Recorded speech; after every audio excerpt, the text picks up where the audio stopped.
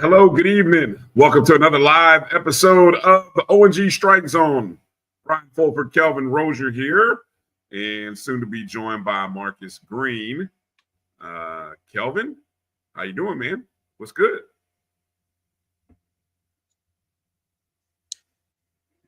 Hey, I'm doing a lot better than I was last Wednesday, man. Feeling good. Glad to be back. Okay. Your voice sounds better. I think it's. You got me? A bit. I got you. You gotta get your Wi-Fi to act right tonight, but I got you. Oh man. But your voice is sounding good, man. Hold on. Let me you say hello to the people. Let me finish sending out the tweet that just says we're live and all that stuff on our page and all those other places here as we get the show going. I'll let you say hello to the family that's joining the show. All right. I'm glad for everybody who's joining. Glad to be back in his house. Got a lot going on for the show tonight. We had a lot of rally action going on the past 6 days. You know, all the spring sports. You had the Legacy Bowl, which I think we're gonna start off with. So there's quite a bit to get to. And anybody who's ever had a tooth infection, a gum infection, and a toothache, you know why I wasn't on last week. And those who had never had one, you never want to know, because it's nothing nice, buddy. Yeah, no, I'm thankful. I don't never had it. Hopefully I never do. Let me bring in our third member of the team tonight, Marcus Green. Marcus, what's good with you, brother? Doing good. How are y'all doing? Got the crew all together. Yeah, man. Everybody's here, feeling better. You know, what's up, Eddie Kane Jr.? Keeping COVID spirit alive. I love it, fellas.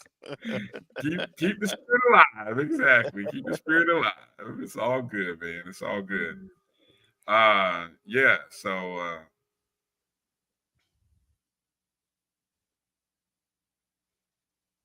did Bryan just freeze? You know, Twitter give you all kinds. Huh? Hey, you talking about my Wi-Fi? You trying to put it on me? No, that's on you. That's gonna be you. Don't you put got that your on Wi-Fi? me. Hey, you got your Wi-Fi off? Man, hold on. Let me make sure the Wi-Fi. Look, I can't even lie to you and tell you it's off right now. I got a hard line connected in. That's all I'm gonna say right now. I'm just dealing with some other monitor-related issues. But anyway, we're gonna try to work through these technical difficulties. What in the Sam hell? It's time for a new laptop. Time for a new desktop. All right. Anyway, how's the weather, Marcus? How's the weather in your neck of the woods? What's the weather like these days? Oh, today was a good day. It got up to 60 something. 60 something. Yeah, I know, which is surprising. Damn. Yeah. Somebody's living right up there. Was it sunny? It was nice. Okay. And I actually had a field exam today, so it was the perfect week for. I thought it was going to be snowy and rainy. I was like, oh boy. But today was a good day. Yeah, we sent some of our Florida love up that way. It was a 70, mid-70s here, sunny, beautiful day. I know things are starting to turn around right around this time of year. Things start popping up. Yeah, definitely gotta tell folks to take care of yourselves. I mean, that whole flu bug thing was a real thing floating around, right? Still is. All right. I think I'm all squared away. Kelvin squared away. Marcus is squared away. You guys online, thanks for what did EA? I just saw that. Hey, thanks for joining the show. Thank you for following us. We say hello to everybody that's watching us on Instagram Live, watching us on X, whether it be on the Black College Sports Network or our own pages. Make sure to retweet. If you're watching us on X, go ahead and hit the retweet button and share the show. That way you let your family know. Maybe you're watching us on Facebook, our ONG StrikeZone page or the Black College Sports Network page. We say hello to you. And, of course, hello to everybody watching on YouTube. Especially the folks on the JBN online page. We are a part of the Black College Sports Network, Jericho Broadcast Networks, and so that's where many of you are watching. You can always donate to the show. If you're on that JBN online page, you can do so by maybe doing a super chat, or you can always drop a Cash App right there. You see it right there at the bottom of the screen. You can also do a square donation, but Cash App or Super Chat is preferred.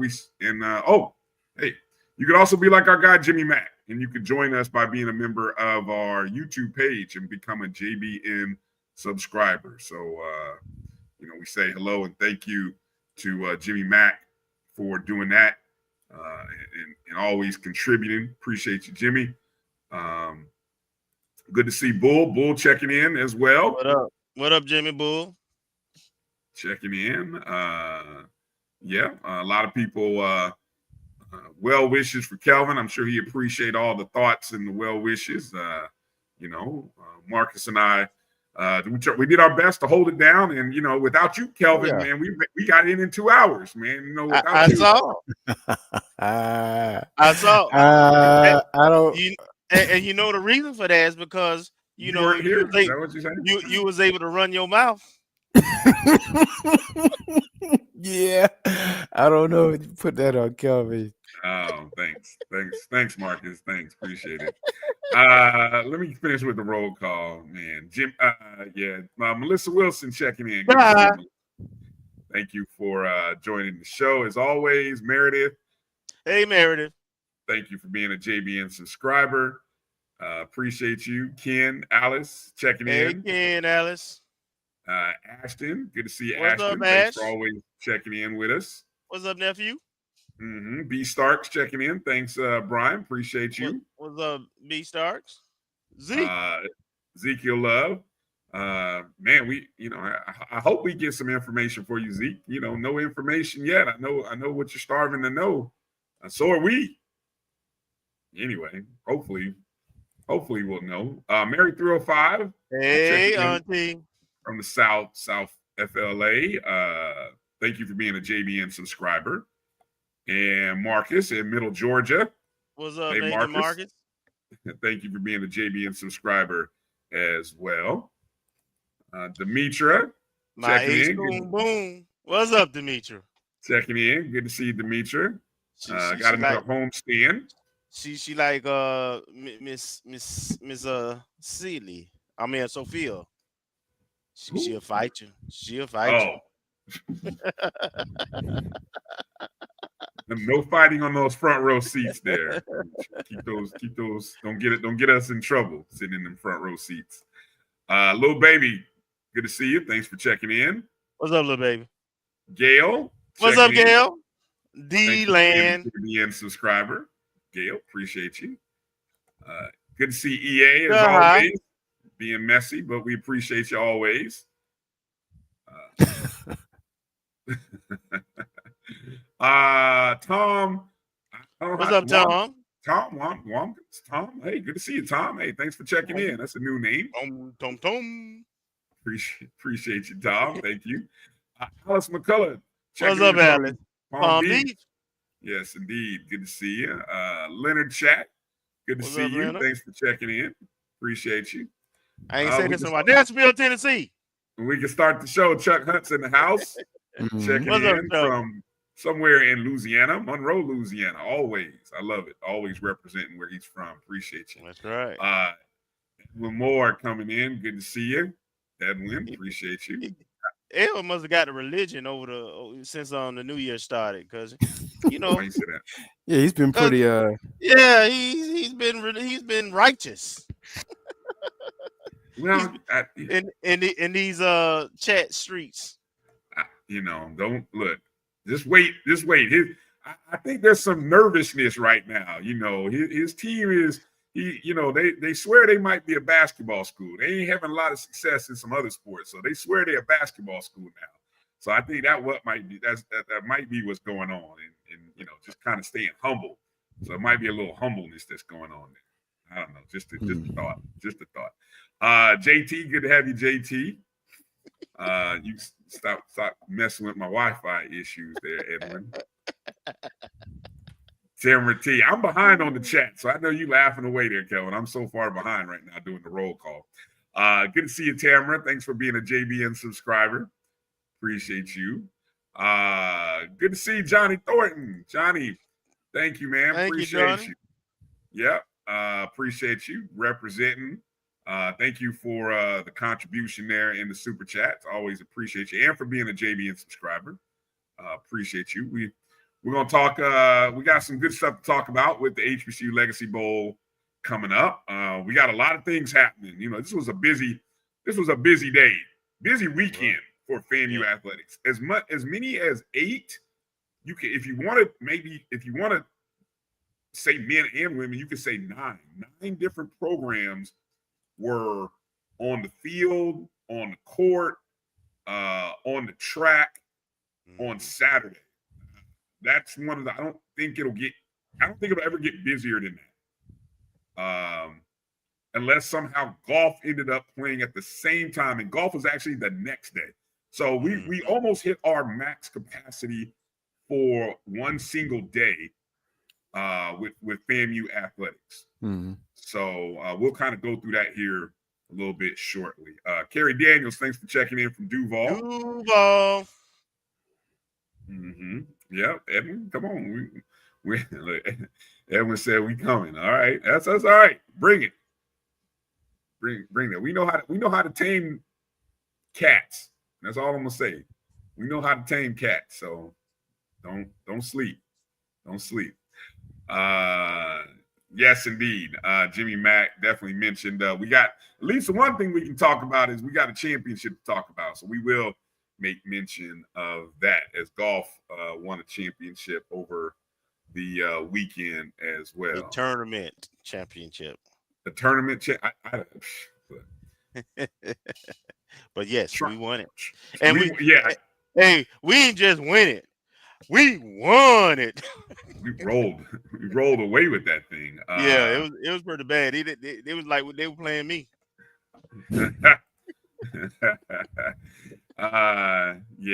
So they definitely took care of business on the golf course. Give me a second here as I kind of pull up, trying to get these slides pulled up. But I know we can go in a number of different ways. We talked about kind of starting with the Legacy Bowl. Let's start with the HBCU Legacy Bowl. I know that's one of the 9. So let me just set it up. This is what you had on Saturday. On Saturday, what day was that? The 22nd? 22nd. This is the timeline of what we had on that day, right? We had starting at 9:30 Eastern. You had day 1 of the SWAC Indoor Track and Field Championships at 9:30. Okay. Then at 10 a.m., you had game number 1 of the softball doubleheader against Southeastern Louisiana. All right. Very close ball game. We ended up losing 3-2 in the top of the 9th inning. All right. Just looking at the stats on the season, our ace is Oriana Hughes. She's 2-2 on the year. Those 2 losses have come literally in the 9th inning, right? Like on walk-offs, right? pretty much walk-offs. I mean, we were batting ninth in the bottom of the ninth in that game against Southeastern, but yeah. So those are the two losses on her record. Still 2-2 record so far. We'll talk more about softball overall on the weekend shortly. But they did play a doubleheader, and so by the time that game ended at 12:14, they ended up playing the doubleheader at 12:46 p.m. against Southeastern as well, and these were being played over at Joanne Graff Stadium, I believe, right there in over there on Florida State's campus. Now the second game did not go well. It was a 5-inning, just a beating. I don't know what happened in game 2 and how it went so drastically different from a 3-2 game to a 15-0, but okay, it happened. So that ended by the time that game ended, it was 2:37, but a 1:00 Eastern start. Our tennis program, the women's tennis team, they were in Alabama taking on Jacksonville State. That first serve was around 1:00.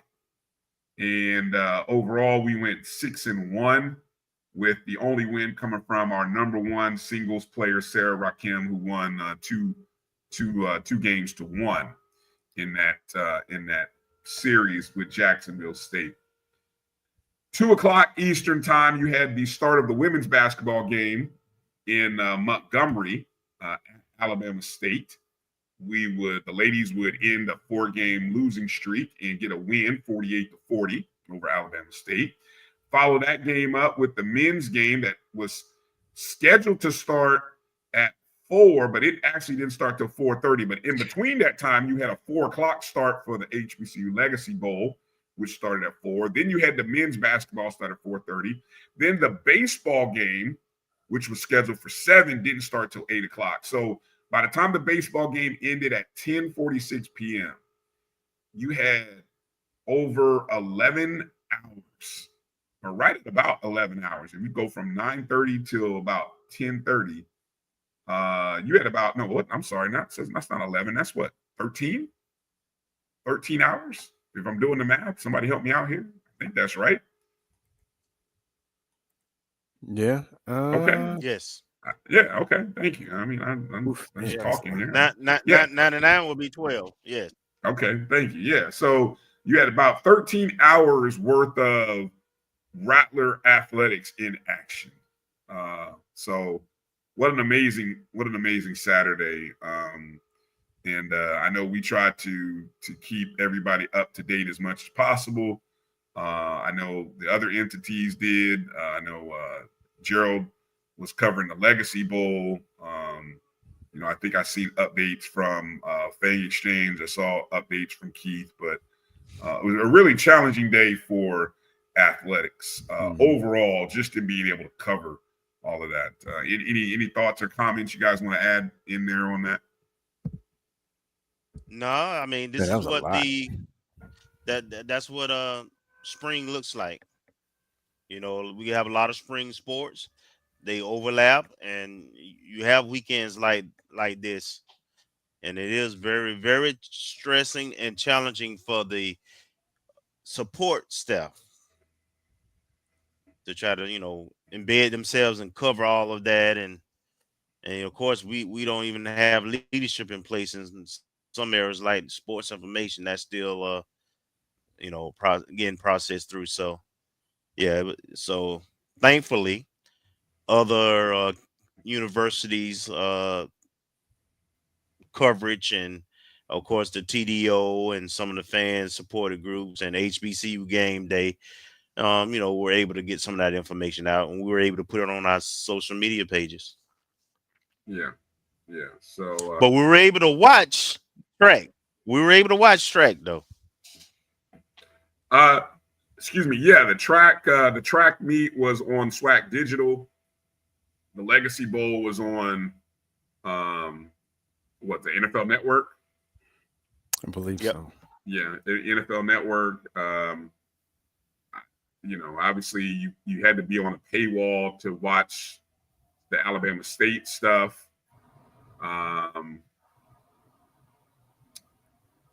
the MLB Network, the game. Yeah, I didn't even mention the score. We'll just leave that out. The score of that game, that Saturday night baseball game, that was on MLB Network.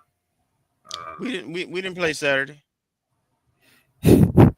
No, didn't look like we played Saturday. No, you're right about that. I don't know who that was. You know, again, I've seen Southern, and Southern's not a bad baseball squad, but I don't know who that was. I don't know who that was. But anyway, that's what it looked like in terms of being able to watch it. So I guess we could say that. All right, let's quickly get over to the Legacy Bowl here, and let's take a second and make mention of our guys who performed at the Legacy Bowl. Obviously, you had Kendall Bowler, Daniel Richardson, Jamari Gassett, Jeremiah Pruitt, and Jalen Goss. Yeah, thank you. All right, so I didn't get a chance to watch it because I was calling the Morehouse Clark Atlanta game, so I didn't get a chance to watch it. Kelvin, you said you got to watch. What were some of your thoughts and impressions from what you saw from a visual perspective and just the performance on the field? First of all, I want to say it was an entertaining game. It was by far the best one. I've seen them all since the inception, and it was a great game. The quality of talent especially along the offensive line, was decent enough where you actually got to see some offense this time. And my overall thoughts were there are at least a couple of guys I think that are definitely draft worthy. And out of this game, I am predicting that a lot of guys may not make the NFL, but it's a lot of guys that should land on these other leagues, CFL, USFL, arena, all that kind of stuff, because there was some real talent on display. Daniel Richardson, of course, who ended up being one of the offensive player of the game. I mean, he was sharp. He was 9-12 for like 110 yards and a touchdown.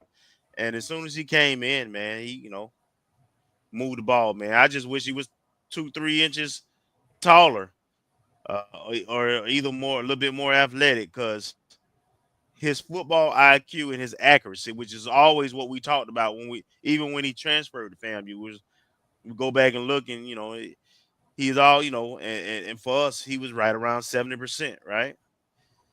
Anything over 65 at the college level is pretty strong. Mm-hmm. So he was accurate. He went, he looked like he belonged. He was the best quarterback on the field, and the other quarterbacks did pretty decent too. I thought that out of the Rattlers, I thought Pruitt. Now Pruitt is interesting to me. He won't get drafted because he just didn't have the production, but I think he put himself on the radar of some teams, and we just like with Terrell and some other guys. That's all you have to do. Have one team that like you. He's got he got the measurables, right? He's got the size, height, wingspan, hands, athleticism that they're looking for. So I think he'll get a chance. The receiver out of Central, he's more of a straight line, deep threat type right now. He's probably got to get a little more refined in his route running, but his measurables and athleticism are off the chart. He's going to get opportunity. Of course, Kendall made a couple of plays. He also got beat on the inside post in the end zone, but overall, I think he did very well. And some of the other quarterbacks surprised me, frankly. I wasn't expecting a whole lot outside of Richardson. I figured Richardson would do pretty good, but there was a couple of other quarterbacks who were solid, right? That proved that they just weren't athletes, that they could move the ball. So I thought it was a good game, man. I was excited. The tennis looked like it's the best it's been since they've had it. I saw a little crowd out there, and I thought it was just a great representation. And the fact that all 32 teams were there it shows me that the NFL is committed and they at least see some value in this game that they they put because the NFL combine, the big combine is this week. Mm-hmm. Right. So that mean they out in the field for 2 weeks straight. But it was worth their time. Let me put it that way. It was worth their time. Good. Marcus, any thoughts or comments? I don't know if you got a chance to watch it all. I did not. I just only saw the highlights and the social media posts. But overall, I think it was a good showing, and I think it's great that friend of the program, Steve Weish, and others have continued to give it positive promotions on social media and other platforms to make sure that the NFL teams and the fans are aware that our HBCU student athletes have a tremendous opportunity to vie for professional football aspirations after college. Right. And there you can see a picture of Greg Coleman, another friend of the program, FAMU legend, Black College Football Hall of Famer. He's a part of that group that helps put that together. So you can see, he's a part of that's, Greg to the far left. Is a part of that with the guys.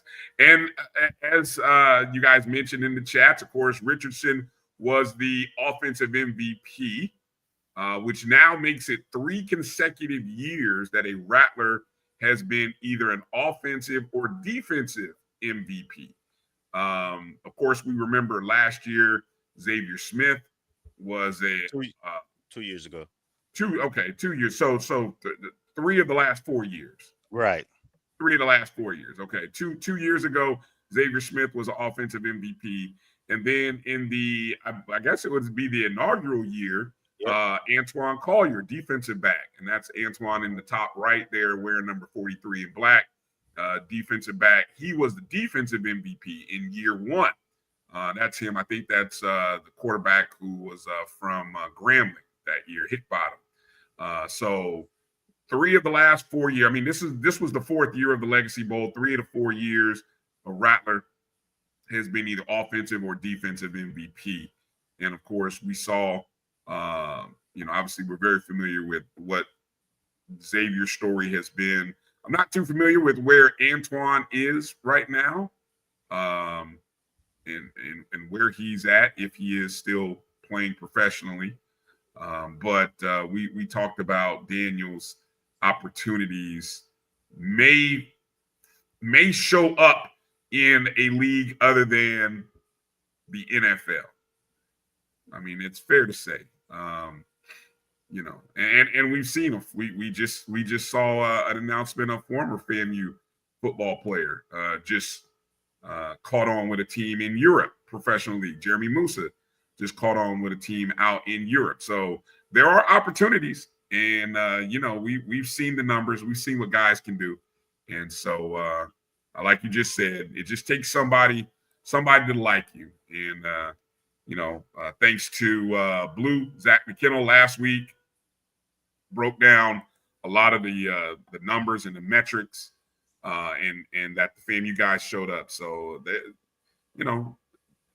all 5 guys may get an opportunity and more. I mean, because there are definitely some guys like our good friend Kelvin Dean, who wasn't a part of this, that are going to get looks. What's Pro Day again? What's the Pro Day again? I believe it's March 20th. Sounds right. Okay, March 20th. So let's see if I can. Yeah, we've got some.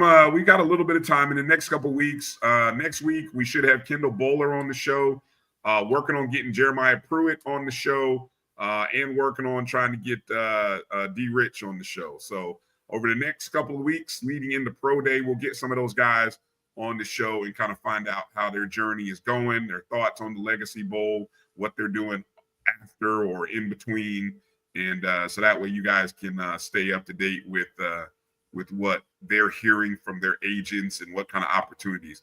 And who knows, man, we're still out there trying to get our former guys, our NFL guys. We're gonna have to reach out to like the NFL clubs. Maybe that's what we have to go through to get those guys on the show. We'll see. All right, but let's get ready to take our first break, because coming up on the other side, as mentioned, the SWAC Indoor Track and Field Championships just took place in Birmingham, Alabama.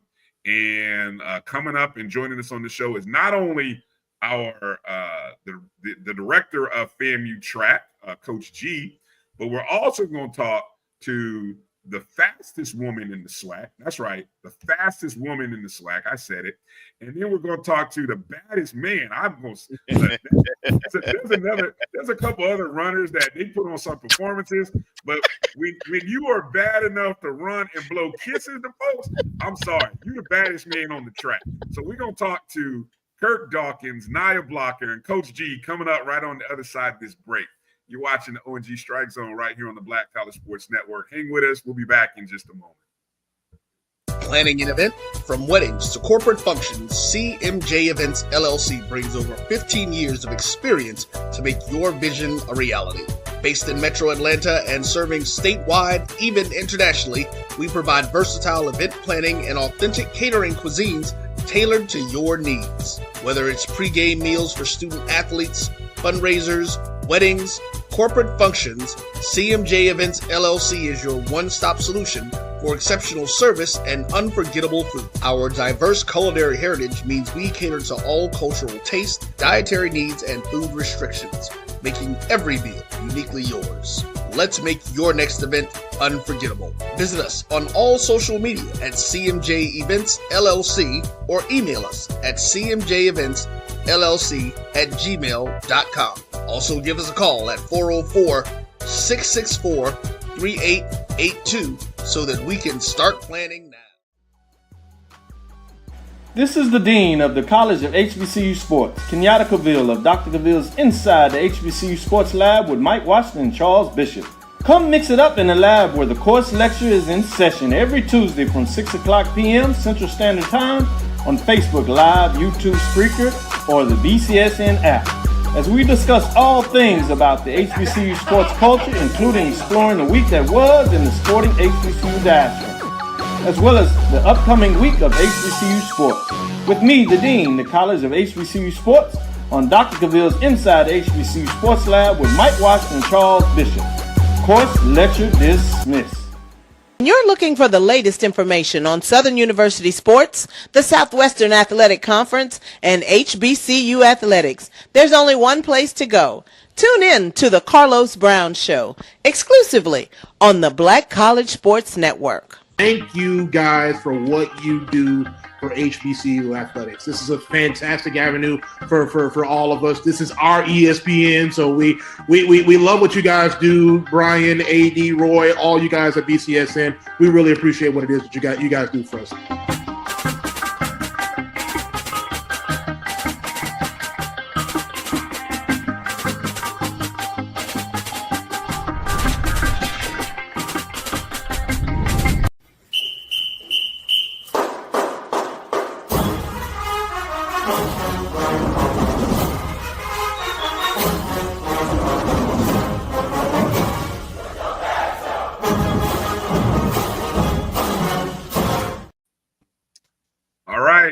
Welcome back to the ONG Strike Zone. Bryan, Kelvin, Marcus, and look who we got joining us first up. Let me see. Oh, let's see. Coach, you got us? Oh, Coach is going to come back in. We got Coach G, Coach Garfield, Ellenwood II coming on to join us. We also will have here in a second Kirk Dawkins, two-time SWAC indoor champion, as well as the SWAC's, I want to make sure I say it right here. He was also named the most outstanding track performer at the SWAC indoors.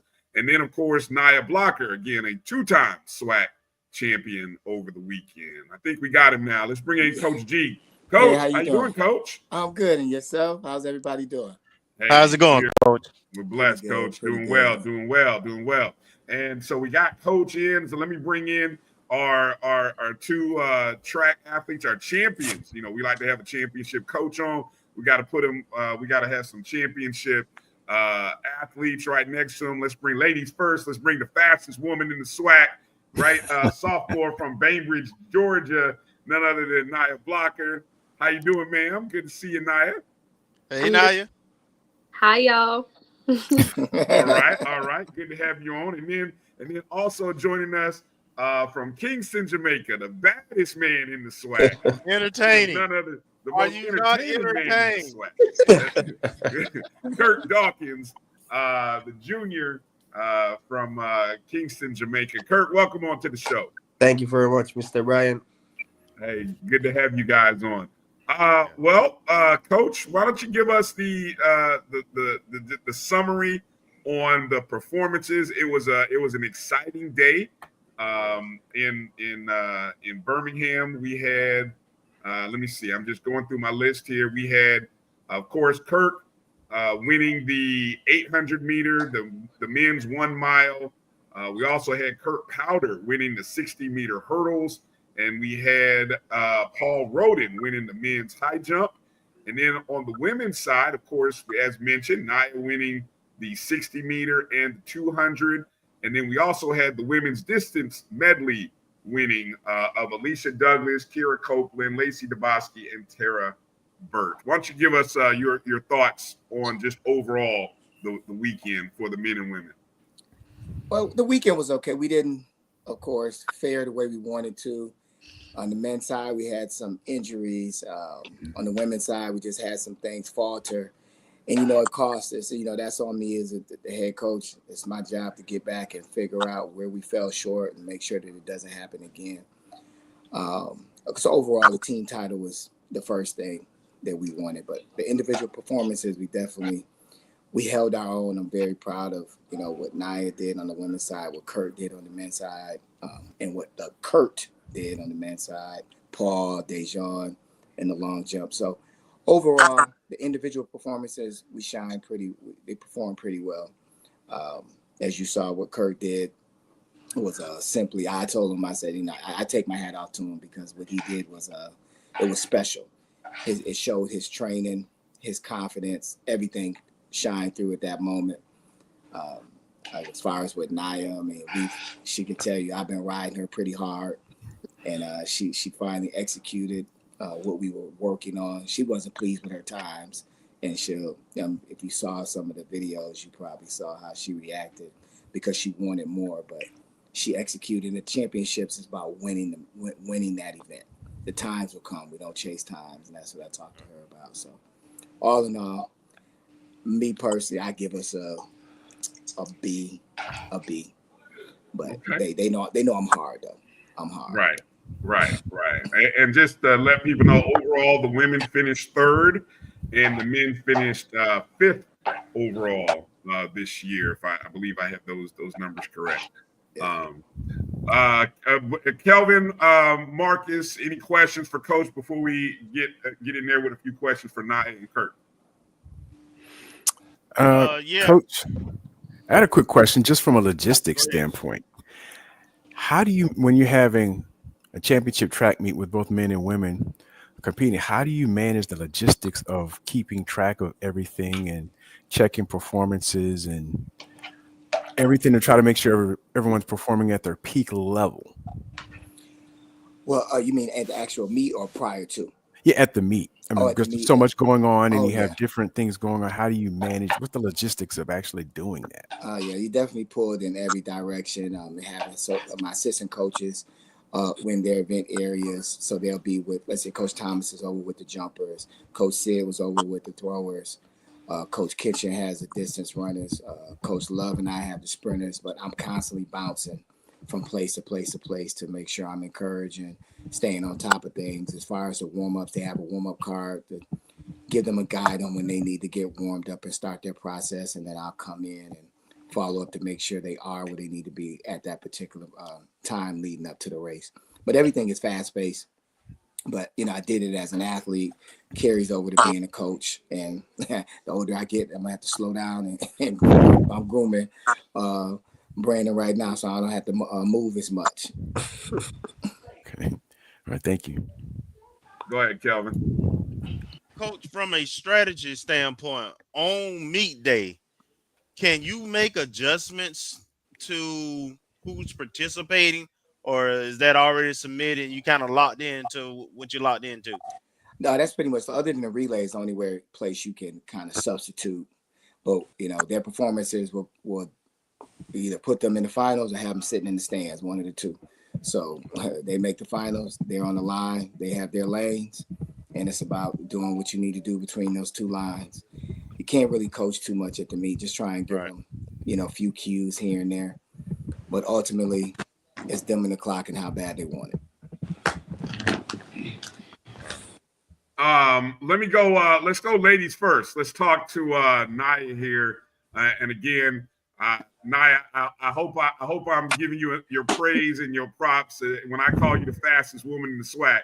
I always thought when you win the short distance races, and Coach, you correct me, right? I always thought that would kind of qualify you as being the fastest person out there, winning the 60 and the 200 that you pulled off this year.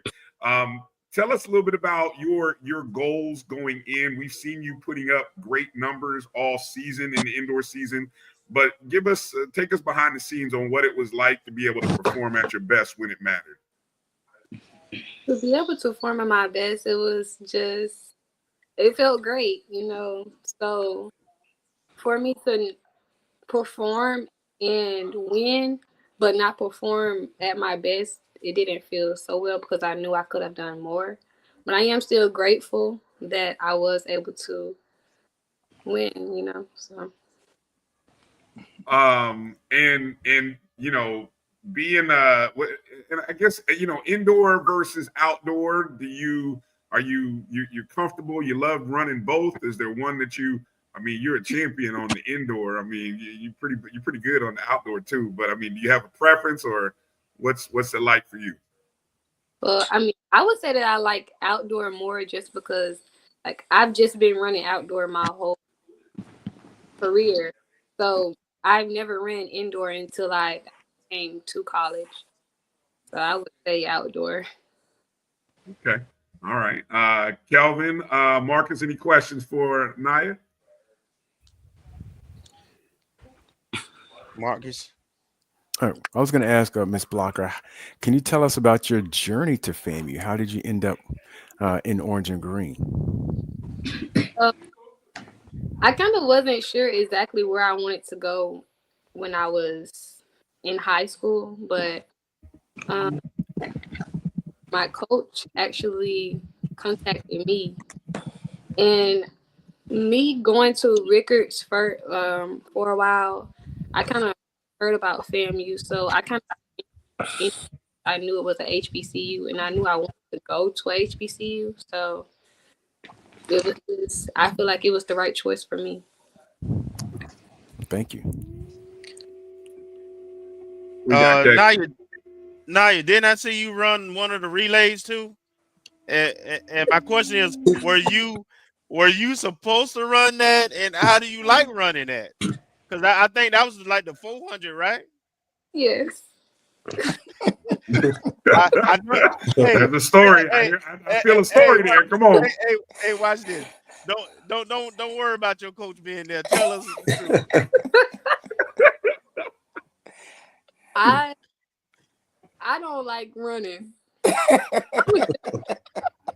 But anytime I need to run, or if I know I need to do something, then I don't mind doing it if it's the better cause. Right.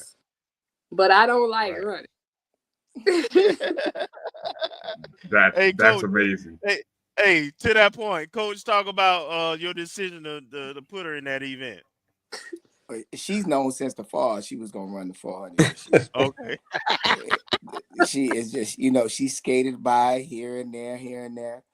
And I actually gave her the option because at that point in the time, I was like, okay, you don't have to run it, but she knows that that's what's going to make her 200 better outdoors. The stronger that 400 is. I come from a background. Our coach didn't let you run your open race until the 4x4 qualified for nationals.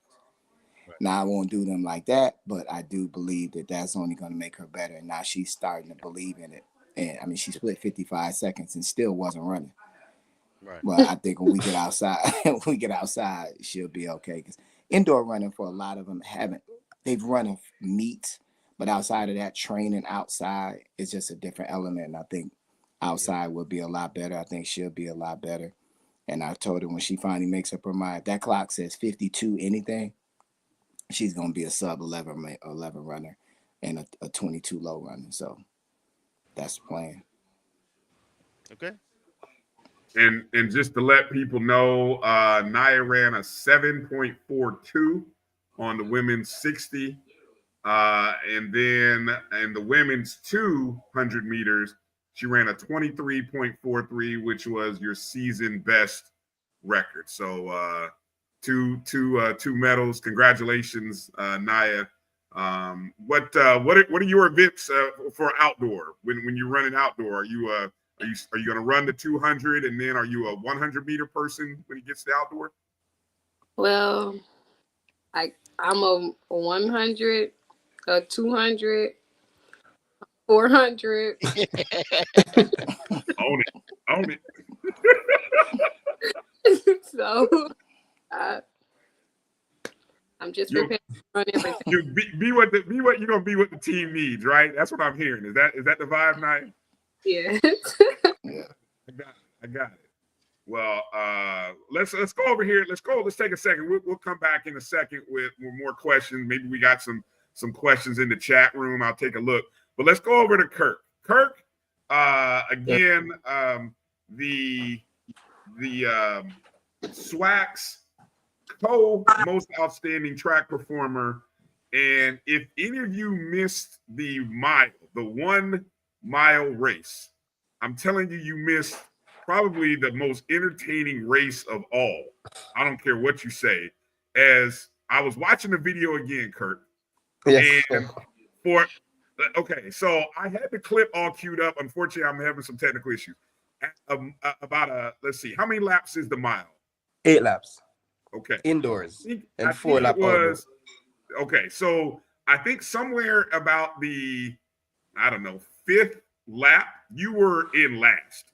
Yes, sir. And yes, and that's a good thing. I love our uniforms, Coach. The fact that we know we can know where we are because we wear that orange and green. I love that, by the way, compared to what everybody else in the SWAC is wearing.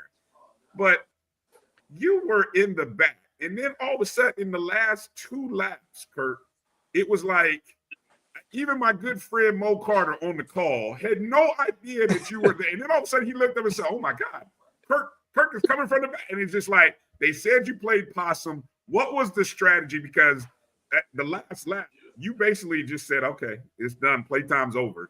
And you just took over. Just talk to us about the strategy of that race and just the way it turned out. Okay, so as Coach G stated earlier, when we approach our races, we don't tend to, try to run fast times. It's all about executing. It's a SWAC championship. The guys are going there. The girls are going there. We're just going there to get the overall title. So in my mind, approaching that race, I was just like, get the win. Regardless if it's going to be a slow time or a fast time, I was prepared for anything that was coming my way.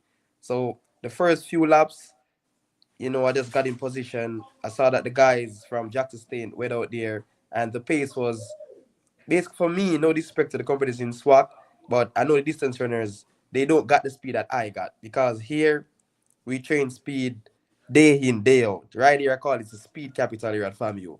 So approaching the first 3 laps, it was just, getting, your legs getting warm just to execute when it matters most. And that's what I did. I stayed and played possum, as the commentator said, and wait for my move at the last to see uncomfort in my competitors' physical appearance and decide to make my move. And man, what a move it was. And then, the last down the home stretch, Kirk, the I don't know what blowing kisses or you just, you knew you had it won. Just that emotion. Was it anybody you were talking to in particular? Who are you blowing those kisses to, man? That was like next level. Yeah, so as I stated earlier, the support, being a Rattler, we strike and strike again. So I was watching about the race, the commentator didn't have no idea that we were supposed to make that move on the last lap. So there I saw my teammate, I saw my coach, I heard Coach G on the side. Coach was like, "Kirk, get up there. What are we doing? Stop the plane." So I'm like, it's just the emotions. I saw my teammates, they really wanted this one. I looked over there, I saw my training partner Tara, and I saw Coach K. Coach K didn't even break a sweat. She was just there chilling until the last lap. She was like, "Kirk, go get him." And that's what I did. So It's just trusting the process and trusting your training and executing. And mind you, now I had no idea what they was doing. Him and Coach K, they do what they do. I don't bother them, but I was having a heart attack on the side.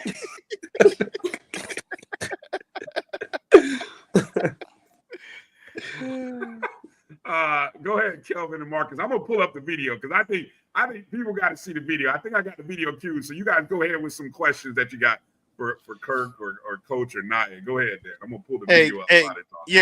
Yes, Kirk. So my first question is, have you run other events? Because I've not. I saw the 800 and the mile, and you did pretty much the same thing on both. And I was shocked to see your speed on that last lap. So it looks like you've done some sprints before. All right. So to be honest, just coming to FAMU, my PR in the 400 was like 51 or 52 flat out speed. I'm gonna be honest. Even Naya could probably beat me in the 400 at the moment. So that's why I made the move to FAMU. You know, Coach G is an excellent sprint coach. Coach Tamika Kinchen, excellent in her craft also. We spoke about the different aspects of my races and which I need to improve on, you know, that speed-wise. And since I came here at FAMU, we've been training day in, day out and increasing foot speed. We do short intervals to increase different periods of the race. And I can say since my second year here at FAMU, I've seen my speed increase drastically over the moments that I've been here. So it's all about practice, trusting the process and executing what you have practiced in the races. Well, to that point, and Coach G, you can jump into this. How do you train for 800 and a miler like that? What do they run? You know, and especially if you're working on specific areas of it. So, kind of break down the science for me. Look, I'm gonna be honest with y'all. That's all Coach K. All I do, I put him on. I work on his sprint mechanics when they ask me to. We have a overspeed machine. But that's him trusting in her and in her plan and what they're doing. I tell you, I'm their biggest, the distance group, I'm their cheerleader. Right. I try and chime in, like I said, when it comes to running mechanics, but that's 95% them and just me being a cheerleader. So honestly, we have to get her in here because I say I don't bother her. I'm the type of coach. You do your thing. I trust you to do your area. I'm gonna handle this, and I sent them a picture before the championship and said we're gonna come together like Voltron. They ain't know who the hell Voltron was. that went out there. But the point is, we all come together to form as one. Hey, Kirk, I got one more question for you. Yes, sir. Have you always been an entertainer? Do you have that same similar personality off the track, and then have you done that in the meet before? Because I'm telling you, I was thoroughly entertained.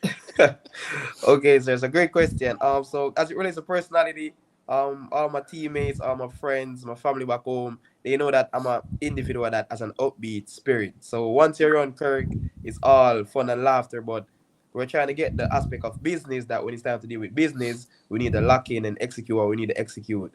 So on the track, as you can see, I like to have fun, and off the track too, I like to have fun, but while keeping that business aspect of the racing. Gotcha. Good answer. Yeah. All right. Marcus, go ahead. As we get to this, I think we're coming up on that last lap. This is right here. Yeah, this is the last lap here. And you can see, if you notice when I started the video where Kirk was, and here he is, and then he just kicked it in. And then all of a sudden, my guy Mo was like, okay, here we go. It's a race now. And he just blew everybody away. So Marcus, you got any questions? I had another follow-up because Kirk, you did something similar in the 800 where you were behind on the 800, and then that one was a little closer though. Yes, sir. I guess the one question I have, and I'm looking at, this is my first time seeing the showmanship there, but just in general, tell us about how you ended up at FAMU and what your experience has been so far. Okay, so coming out of college in Jamaica, I went to Kingston College High School. Moving to America to pursue your education and your athletics career, it's a bit of a ups and downs as an international student. So making my first move out of Jamaica, I went to the university at Albany. But there, I just knew that that program wasn't the right fit for me as it relates to, I couldn't find a balance between mileage and speed. I was getting more of one than the rather than the other. So uh saw FAMU. I always want to go to a historical black college university. I did my research. I saw that Koji has his talent that he nurtured from a younger age upward. That's why he nurtured Olympians. He worked at Alabama State with Michaela Rose, as another fellow Jamaican athlete. He helped to increase her foot speed, and she did great on the level that she was on. Tamika Kinchen, I did my research on her too. You know, Coach K, the call went great. I was in the portal. We decided on what are the do's and don'ts of a middle distance athlete. We spoke about speed, or to balance the speed alongside the mileage. And I just felt that FAMU was the right space for me. And it's turning out good. So I just trusted the conversation that we had earlier, and everything is playing out. So I'm just grateful for that. Well, thank you. And one thing you should know about him, he's a 3.0 student as well in the business program. Yes, sir. All right. Well, thank you very much.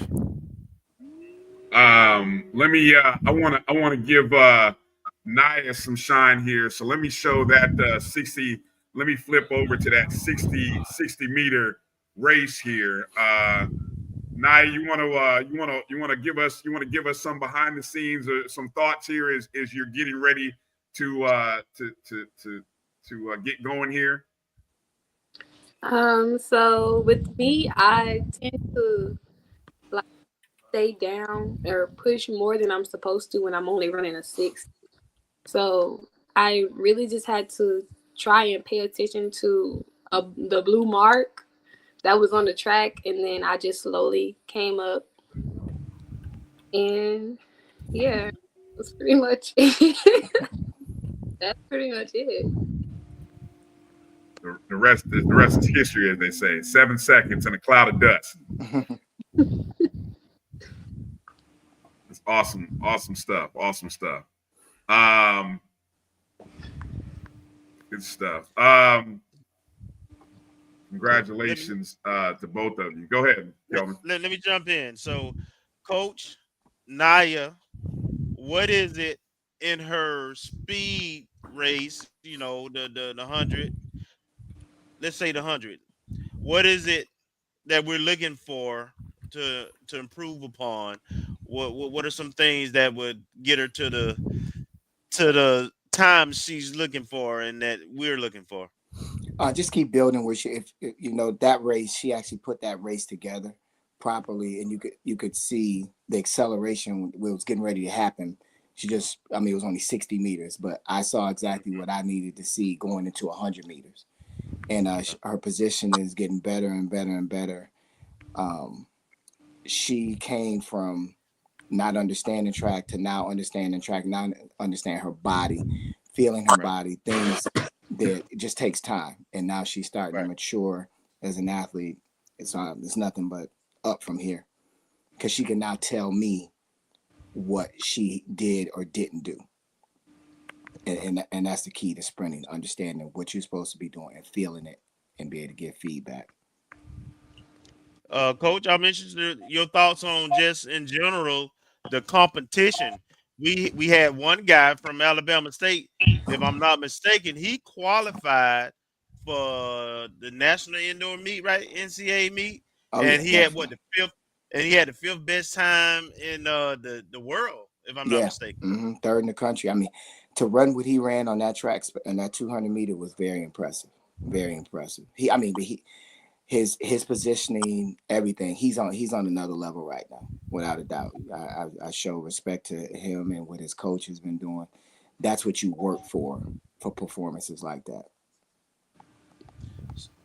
Explain to me the strategies or the things that you think.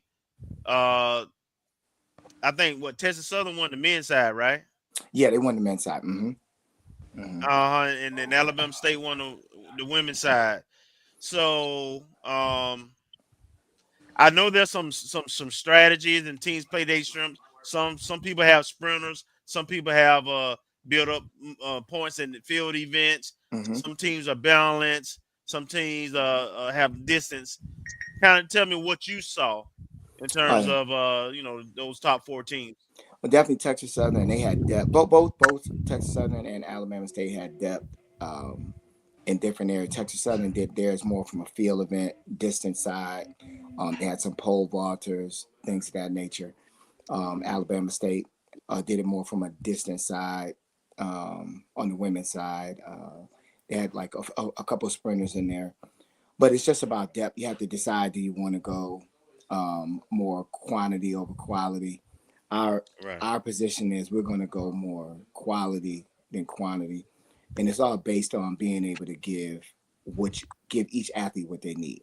I mean, right now I have a volunteer throw coach, so it's really hard to put money into the throws when you're not sure if you're going to have a coach to actually coach them. Because the last coach I had last year was a volunteer, and then he left to go back to Puerto Rico. So, things like that. So you got to pick your poison and where your strengths are and where you're going to be able to have the people to service the athletes to where they need to be.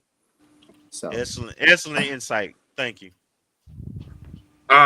Coach, I wonder if you would, for a second, give you a chance to talk on a few of the other champions from the weekend. I'm going to start with the men's high jump. Paul Roden, who's a junior, jumped a 2.17 meters, or that's 7 feet and 1.5 inches for those of you who don't do the conversions on their own. That was a personal record for him.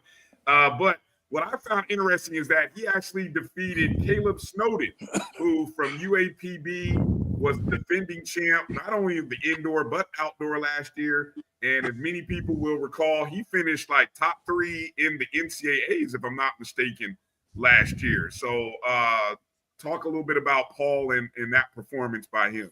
Yeah, and that young man's actually an Olympian for his country as well.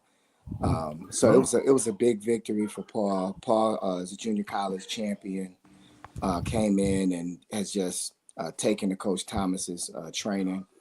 Coach Steve Thomas is our jumps coach, but he's had multiple Olympians. We worked together when we were at Mississippi State. So I knew those two together, the sky's the limit. And I'm so excited about what he's going to bring outdoor. He's also a long jumper as well. We didn't have enough time to kind of get that together because, you're in Tallahassee. We probably had 8 full days of training in January alone with the bad weather and school being closed and things of that nature. So going into the outdoor season, we're looking for big things, not only in the high jump, but the long jump as well. But Paul came in and represented. He's grateful and glad to be a Rattler. And as you saw, he was grabbing his jersey. He was so proud to represent. And I'm happy for him. I'm happy he's here, of course, but definitely happy for him. And also on the men's side, we had Kirk Powder, which, that created all kinds of challenges for whether it be the SWAC or just, we had a lot of Kirks and Kurt. And so, we had some challenges keeping up with all of that.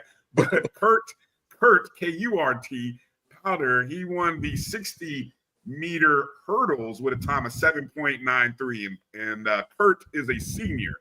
Talk a little bit about him and his performance. Yeah, Kurt is a transfer from the University of Florida. He's actually coming back. He had tore his Achilles. So this is a comeback story for Kurt.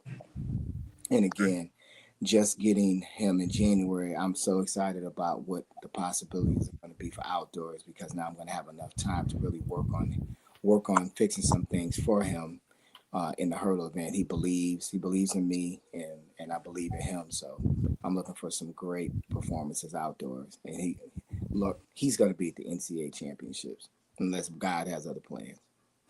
True. All right. And then jumping over to the women's side, outside of Naya, we did have our our distance medley relay team that ended up finishing in first. And the relays, we've had a good relay season indoors overall. So this didn't surprise me at all. But let you talk about these ladies and their performance.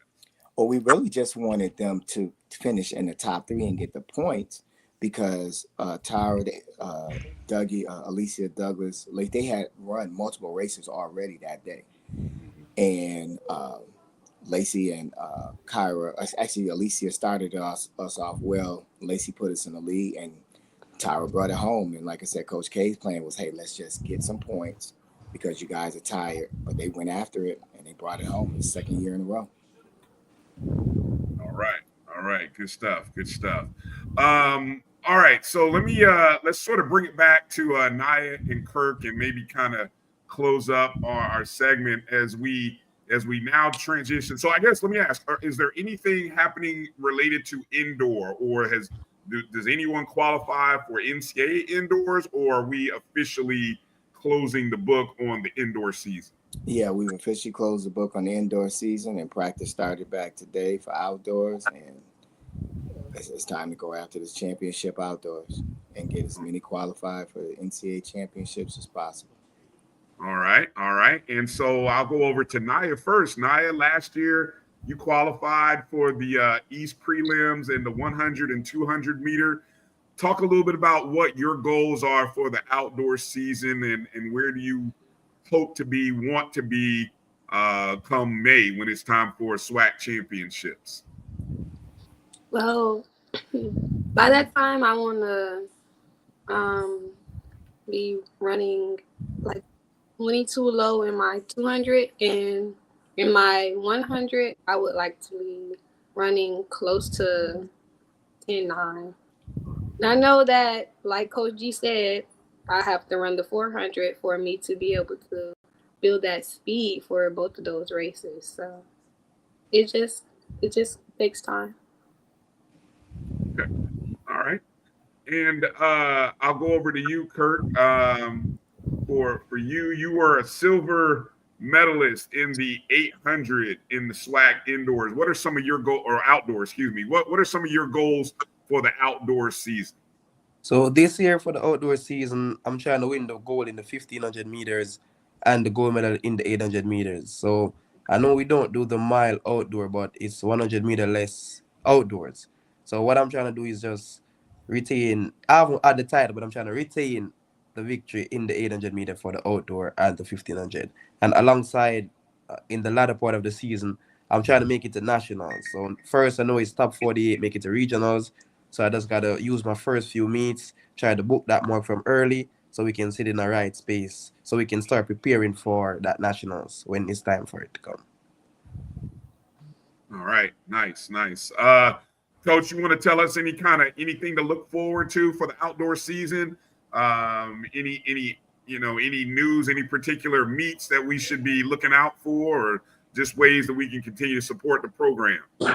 Well, yeah, we have our Tallahassee, Florida State relays will be the 28-29. So anyone in Tallahassee wants to come see the athletes, that'll be the opportunity to see them in Tallahassee perform. And then after that, we'll be rolling on Gainesville, Orlando, Jacksonville, and then the SWAC championships, and then the NCAA regionals this year will be in Jacksonville. So that'll be a great meet for people that want to come out and just, if they love track and field, to see the whole east side of the country from Maine to Miami will be performing. As far west as Louisiana will be performing there. And like I said, our goal is to have as many athletes qualified as possible. And I feel really good about it. Last year we took a record amount, and I think we're going to smash that this year. Nice. And I see on the. Yes, go ahead, Kelvin. Yeah, I know. I heard you mention you had some injuries, I think, on the men's side. Is there? Do you think outdoor season you'll get some of them back? Oh yeah, definitely. Well, we're rehabbing now, and a lot of, like, the young man Alpha. I can't say his last name, but he's from Zimbabwe. Literally, he has only run 2 indoor meets ever. The first one was 48, then bam, he drops right to 47. I'm looking for him to run very well outside. I think both our relays are going to be fine outside. So yeah, I think we'll be right where we need to be getting to the outdoor season.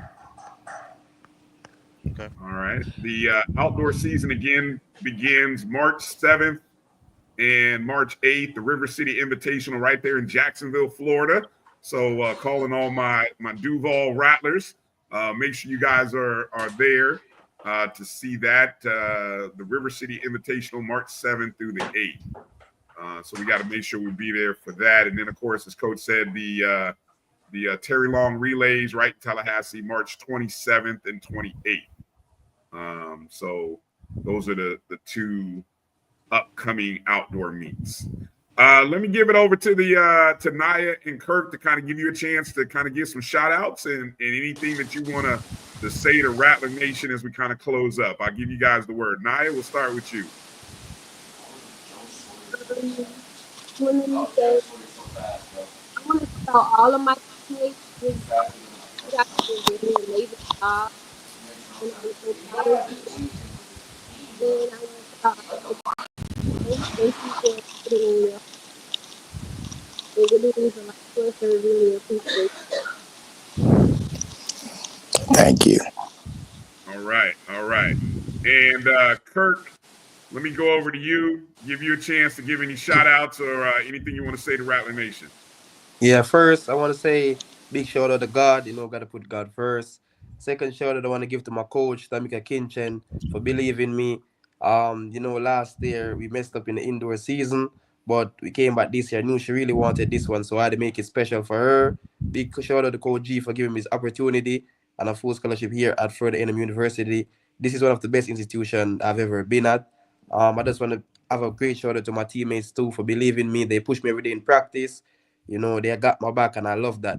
And I just want to shout out people in back home in Jamaica for supporting me, and all my friends here too. Yeah, I'm a mom. Yeah, don't miss out on mom now. Don't miss out on family there. So, what a pleasure it's been to talk to you, Naya and Kirk. It's a pleasure to finally to see you, talk to you. We watch you out on the track, and we've seen the pictures, and man, you guys are amazing representation of all that's great at FAMU. The fastest woman in the SWAC, the baddest man in the SWAC.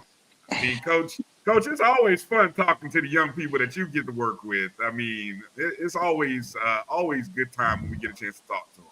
Well, we truly appreciate, everything, the support that you guys give us. Trust me when I say it goes a long way.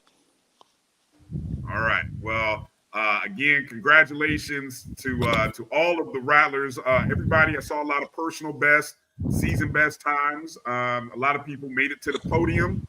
So shout out to all of those individuals. We'll make sure to kind of recognize all of them in some form or fashion. We tried to make sure to retweet as much as we could to make sure you guys know that we see the work that you guys are putting in, and we love it. We love it.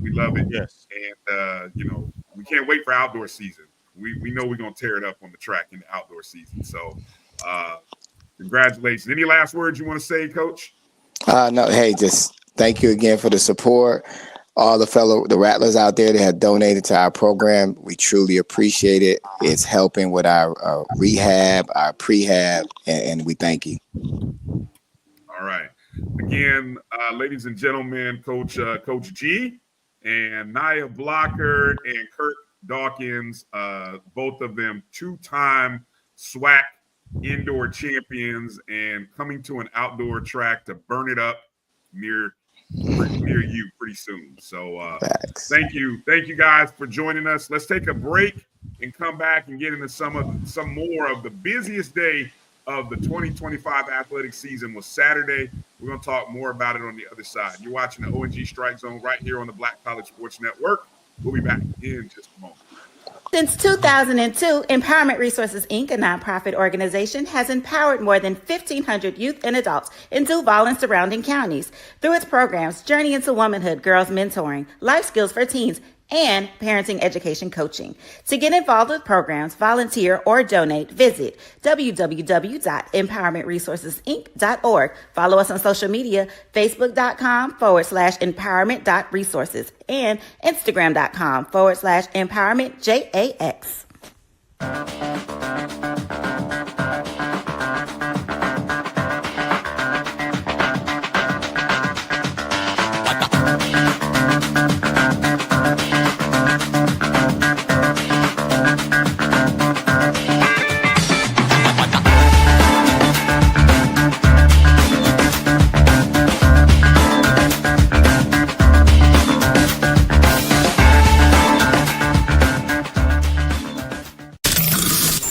Human Voice has always connected audiences with experiences. Major brands all across America have trusted Kever's voice time and time again.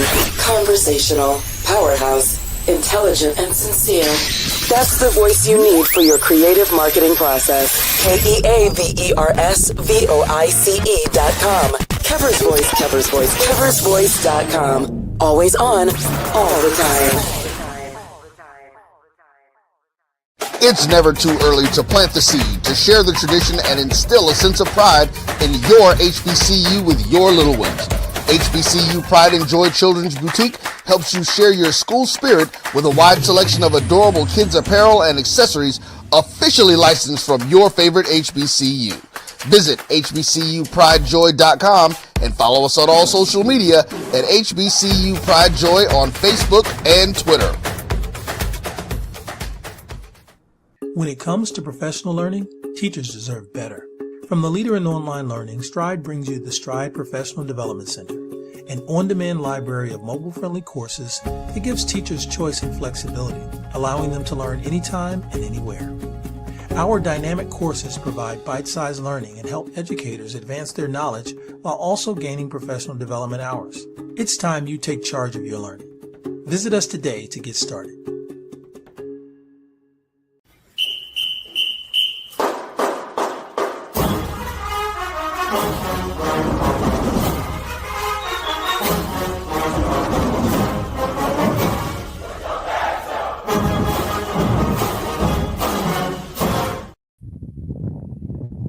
All right. Welcome back to the O&G Strike Zone. Bryan, Kelvin, Marcus here. Again, got to say thank you to Coach G, and also thank you to Nia Blocker and Kirk Dawkins for joining us. Great conversation with them. Hopefully you guys enjoyed those videos. I know Gail had asked in the chats about those direct links, and I do have them. I don't have them spliced though. I'm able, one of the things I did, because of course it was on the SWAC digital network, so it's on YouTube. I was able to go in and kind of bookmark the link, so that way it'll start right when that event is happening. So I don't know, maybe I can, how can I put that out there? Maybe I'll send out a tweet. So how about that? So make sure you're following the O&G Strike Zone on Twitter. And after the show, I will retweet those races, or at least it'll be the YouTube feed from the SWAC Digital, but it'll start right when those races are either about to start or in case of Kirk in that mile, right when it was getting good. About a minute in, where you can clearly see he's in last place, and then kind of works his way to the front in beautiful fashion. So yeah, I'll make all that available to you guys. Good to see some of our regulars making it into the chat room. I see Sweet checking in. I see Dr. Lori's in the building. Jeremiah Clark, Adrian Crook, some of our HBCU friends coming in. Russell Haynes checking in, jumping in as well. Let me see. I see Christopher Dukes in there. Let me see. Anybody else that I didn't get to earlier from the shout outs that you guys saw in the chat? There's a lot of conversation going on. I don't really know what we're talking about in there, but I hope everyone's being nice and playing nice. Watch JDTV checking in. Let's see who else is in there. Area. Huh? Area. Oh, Area's in there. Okay, good. Tim Young. You know what? I'm sorry, Tim, that I did not ask your question because Tim had asked a question that I didn't get. I think you kind of hinted a little bit on this, Kelvin. So I think you probably saw the same thing. But Tim asked, what do we need to get more or to be able to win? I feel like we've asked Coach about this on other conversations we had with him. Are we at our full scholarship limit? with track? What do you know, Kelvin? What can you share? If I remember correctly, I think on the women's side we had built up to the number. I can't remember what it is because I know they're changing some things. I think it's around 30, 33 maybe on the women's side, and on the men's side, I know we didn't have all those scholarships filled at the time.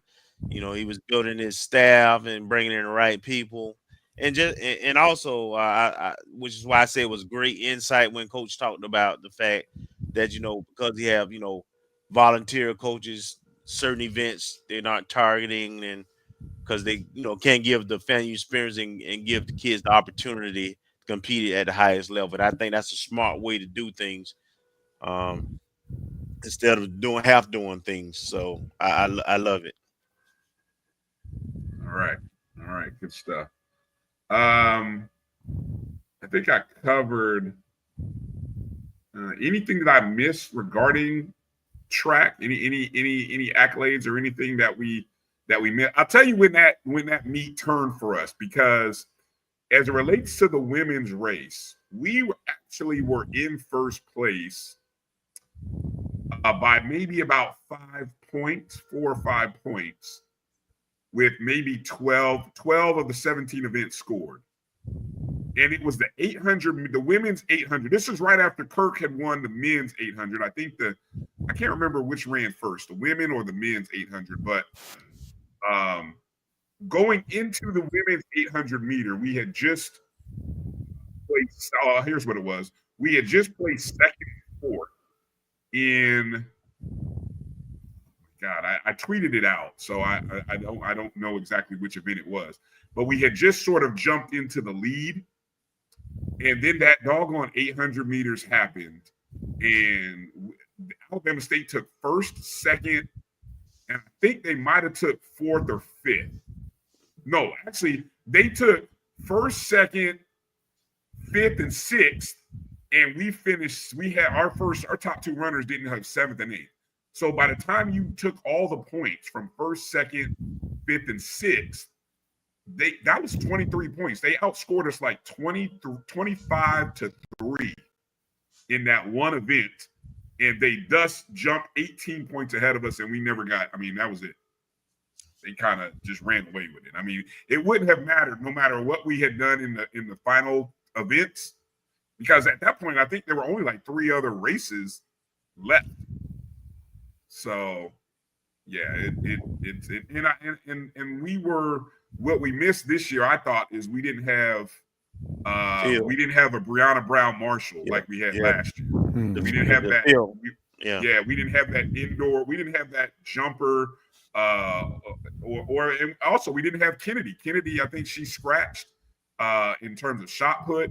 So we didn't have. So we just missed out on a few places that previous year when we won the title last year.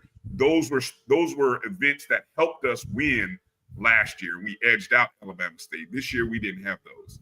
So, and I thought, I don't know what the men did last year, but I feel like we made a big jump.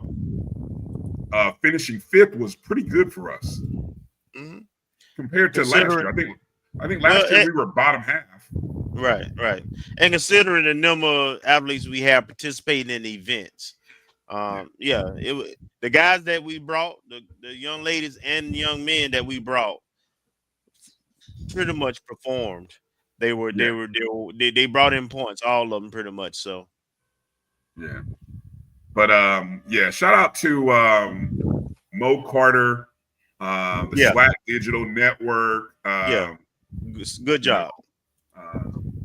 Also doing the interviews was I'm drawing a blank here. Stan.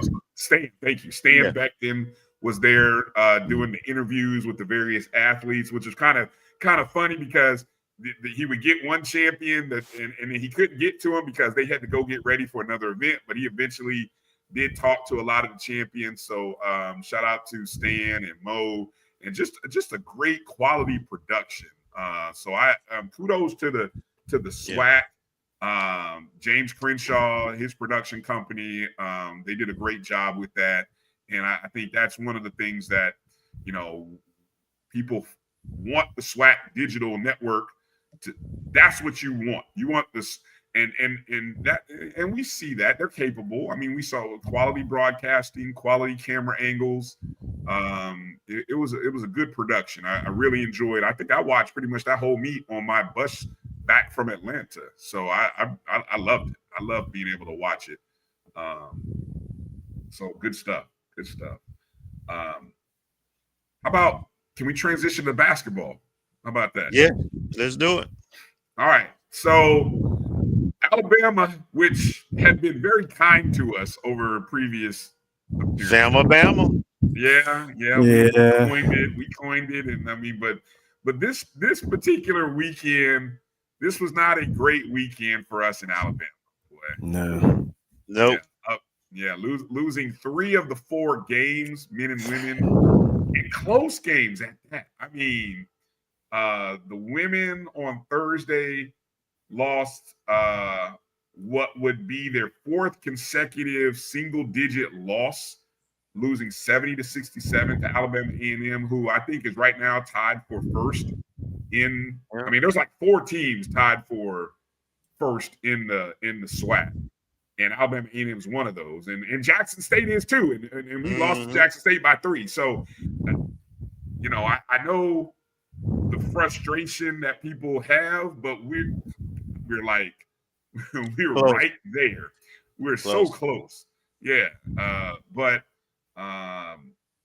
that's the second time that we lost to A&M, and we lost to them by 4 the first time. So the number 1 team in the SWAC, we've lost by 4 and 3. The number 2 team, which is Jackson State, we lost by 3 the other day. So the first game, I think we had a lead going into the 4th quarter, ended up losing by 10. So that game against A&M, there were 21 lead changes in that game. The score was tied 15 times. Let that sink in. The thing that hurt us is the thing that sometimes always hurts us sometimes. 25 turnovers in that game. A&M scored 19 points off those turnovers. Sabu Gay led the team with 18 points, 7 boards, and 4 assists. Cheyenne McEvans had 12 and 9. I don't know. Did you guys happen to pay anything on the paywall with A&M to watch that game? Absolutely not. Absolutely not. But I did keep up with the tracker though, and I'll say, and I know you're gonna get to the second game in a minute. The single-digit quarters. We had close to single-digit quarters in the game we won, but we didn't have any single-digit quarters. We were just consistent flat line, 10, 11, 12, 11. But the first game we had another single-digit quarter, so that's kind of our Achilles heels. Yeah, man, it's we won game number 2. 48-40 against Alabama State. Now, we beat Alabama State the first time we played them by almost 40. This one, it's tough to win on the road, though. It's different on the road. Okay, that's what they say. That's what they say. It is. So, okay. Your shots don't fall. As the men's team, your shots don't fall the same necessarily on the road. Don't they? Sabu Gay, McEvans each had 11 points. Demaya Griffin had 10. It ended our 4-game losing streak. We are 6-9 in the SWAC, which is 7th place, if I'm not mistaken, in the standings. 7th place right now. Again, the top 6 teams, I don't know if they're calling it a bye, but I'm gonna call it a bye. The first 6 teams don't have to play the opening round game in the SWAC tournament. Of course, 7 through 10 all have to play.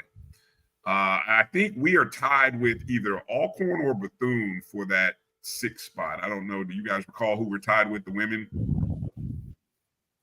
I do not, but ultimately, to your point, outside of those 3 or 4 teams who tied at the top, the middle of the pack is jumbled too. It's going to come down to these last 3 games, and all 3 teams will be playing down the stretch are either ahead of us or tied with us, I think. So, yeah. So I just pulled up the standings from the text that I sent to you guys via that chat group on Tuesday. So right now in the SWAC on the women's side of things, Texas Southern is in first place with a 13-2 conference record. Southern is 12-2.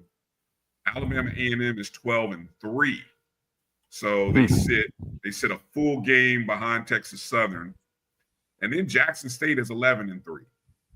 Now outside of the top 4, here's where it gets interesting and how this weekend will be real important for us. Grambling is in 5th with a record of 8-6. Of course, we play Grambling. We play Grambling Saturday the doubleheader. Yep. All right.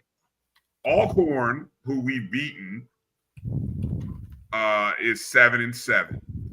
Then we are tied with Bethune at 6-9 in actually 7th and 8th. So Bethune is behind us only by the virtue of the fact that we beat them at the beginning of the season, conference season. And again, our final 3 games, these last 2 weekends, we play Southern tomorrow, Grambling on Saturday, and then the following Saturday, Bethune. So destiny's in our hands. Just very similar to last year, almost in a similar spot as last year, where not that we are at risk of missing out on the tournament. I don't think that is in play. Although we don't want to play around with it, right? We don't want to play around with it. And so we need to win. I'm gonna be honest. I feel like we need to win 2 of these 3. I would like for this team to go into the conference at least 8-10. 8-10 is what we were last year, right? So yeah, I feel like that should be the floor, is going in and winning 2 out of 3, which I think we're capable of given the performance. What I think would be a big boost is if we find a way to get a win tomorrow against Southern. Yes. And that would be a win against Southern's women, who right now, again, sitting pretty much a half a game out of first place. It's doable. Exactly. Colin said it's doable. It's very doable to get that win tomorrow. Any other thoughts you guys want to add on the women's side of things? Nope. Let's get her done. Yeah. What's that sigh there, Marcus? That was a deep sigh, man. That was deep. That was over. Yeah, just all these close but no cigars could just, the season could really be kind of close to the men's, if we had a couple things fall our way and a couple things on the court that were a little bit stronger. Man, when you do the math and to only score 10 points in a quarter, you're essentially saying we can only make maximum 5 baskets. That's not even counting some potential free throws, or maybe even you hit a 3. So in essence, you're probably saying you're probably averaging maybe 4 baskets a quarter. That's tough. Yeah, and there's a shot clock. There's a 30-second shot clock. Damn. I only get 10 or 11 points a quarter is head scratching. I don't know. Yeah, that's rough. Yeah, it is. It is. All right, let's move over to the men's side. Again, the men were last week coming out of the Monday game. One of the hottest teams in the SWAC, had won 9 out of 10. People were starting to recognize.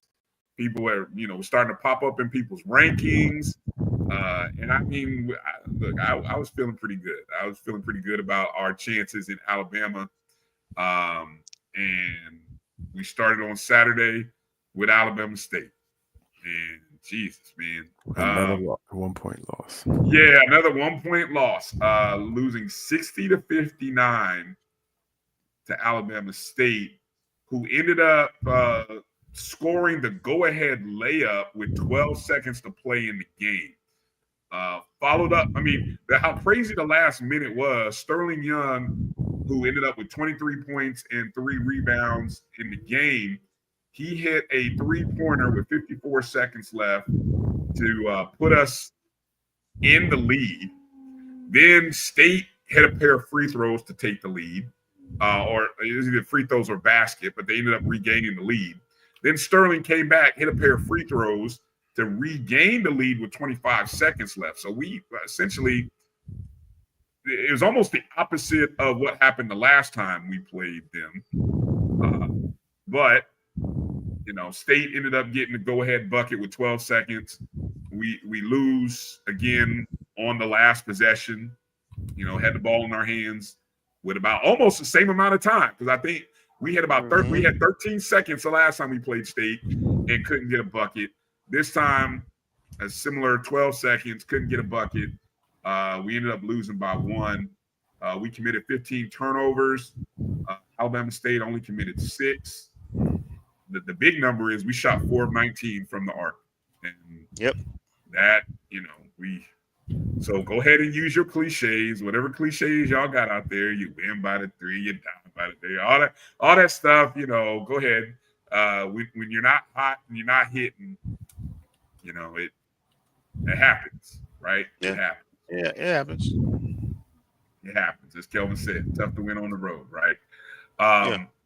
What was probably the more shocking game of the weekend was losing to Alabama A&M, 77-66.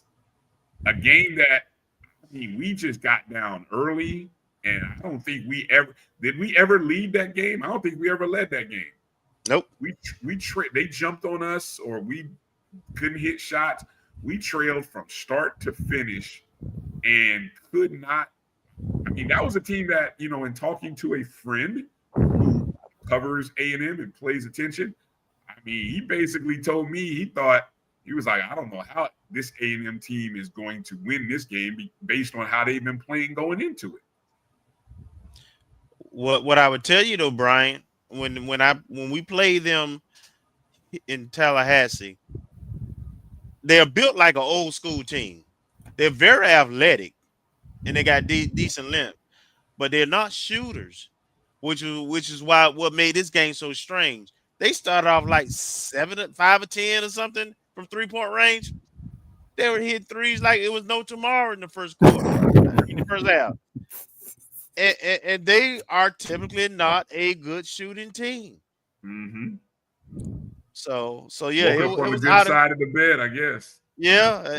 So again, basketball about making shots. Sometimes they were making shots from long distance, and we weren't. I think we started off 0 for 7 or something like that. I don't think we made our first 3 until about 3 minutes left in the half. Yeah, it was a bad shooting night for us, just all the way around in that contest. So for the men, they start the weekend against Grambling on Saturday, Southern on Monday, and then next Saturday, the Bethune game. And the standings, Southern, of course, is in first place with a 3-game lead over Jackson State. Southern is 13-1. Jackson State and Texas Southern are sitting at 2nd and 3rd. And, Bethune is too. This is how crazy that whole weekend is, right? We go from 2nd place last Monday to 6th. We dropped 4 spots by losing 2 games. Yeah. That's how tight it is from 2nd to, I'm going to even include Alcorn in this because Alcorn is sitting just a half a game behind us. We're 9-6. Alcorn is 8-6. So from Jackson State at 2, from 2 to 7, there's a two-game difference, right? 2-game difference. I hey, guess what? EA might be right here. We're not sneaking up on anyone anymore. I think people, people have figured it. I'm not gonna say they figured this out, but put it like this: people, you're no longer sleeping on FAMU coming in the door, and so Grambling right now is 6 and 8. They are sitting, just outside. Let me see, 2, 3, 4, 5, 6. They're the 8th seed right now in the tournament, but don't sleep. We can't afford to sleep on Grambling. We need that win because the margins are that thin. I mean, we can get back to second place, but we can't have a bad shooting night again. We just can't. We have to be able to make some shots, and we have to be able to defend. I know that was something that coach was very big on, is our ability to defend. So we got to be able to cut that off. Well, we defended well against Alabama State. I mean, we only gave up 60. But that A&M game, I can see why we got behind early and why that surprised us, because their guard play, they're athletic and they got decent length, but they hadn't shown the ability to shoot or get their own shots off the dribble for that matter. But they definitely did it at home though. Right. So, and then of course Bethune is there. So this is a big 3-game stretch. You couldn't ask for a bigger stretch of games between Grambling and Southern this weekend, beginning tomorrow, Thursday, ending on Monday, the doubleheader on Saturday. Hopefully that'll be well packed. How would you assess the crowds the last homestand, Kelvin? I thought it was strong. I thought it was really good. JSU was the largest crowd I think I've seen all year. I still want to see the students do a better job, though. That's the one constituency that has not come out in full force good numbers. Alumni and the community, they come along doing a lot better. But we students, y'all come on out and support your peers, please. Man, I would love to know what the disconnect is with the student body. I know they're trying. I know there's different entities trying to do things. I don't know what the disconnect is right now. And their tickets are free for students. So, the 100, I mean, Jesus, the whole 300 band looked like they were there last weekend. I don't know how many people were there, but it looked like all 300 were there. So, I don't know. Yeah, I agree. EA said we got to win 2 out of 3. I think both the men and women got to win 2 out of these last 3. Absolutely. And you want the momentum. You need no momentum, going into the tournament, it's generally about momentum, who's coming in, playing well, kind of know who they are, their identity. So yeah, we need that big mo going into the tournament. For real.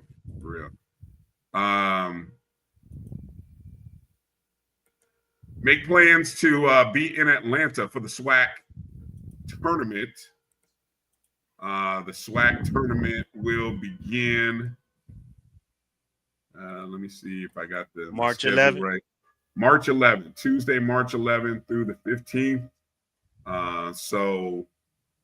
And those of you flying, if you want to fly in, you can stay. You can stay all by the airport. You don't have to go far away because the stadium is right near the airport. The hotel is near the airport.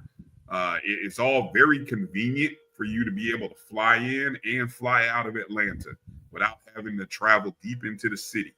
So it's a great venue spot for the SWAC, and it should be a great basketball weekend. I think I think there's so much uncertainty. I think on the women's side, because you don't have the Jackson State. I mean, Jackson State is still having a good season, but they're not a guarantee because you got 3 other teams that are having good seasons. And then I think there's a couple of outliers. I'm just gonna say it. I mean, I would consider us as an outlier. We could mess around and shock one of these top 4 seeds because we played all 4 of them pretty close. Yeah. All you gotta do is have a good day. The team that makes the fewest turnovers, the fewest mistakes is usually the team that wins. And if we can find a way to be that team for 2, 3 straight games, that makes all the difference in the world. All the difference in the world. Got to make buckets, though. Yeah, that's true. That's true. Mike, let's see. Mike says, is this season finale being promoted as senior night? I don't know. I don't even know who our seniors are. I know, didn't Coach Gordon say she had about 8 young ladies who were playing in their last game last season? Yes. Yes. And actually had a quick review. Well, I did a quick review of who the seniors were. The only one that we know, because I think she let the cat out the bag. I think Miss McEvans is coming back. I think she said she had another year. She does. I know McEvans has another year. But there are a whole lot of folks that were listed. I think Sabu has another year too. I don't think so. You don't think so? No? Okay. She's a grad student. Oh, okay.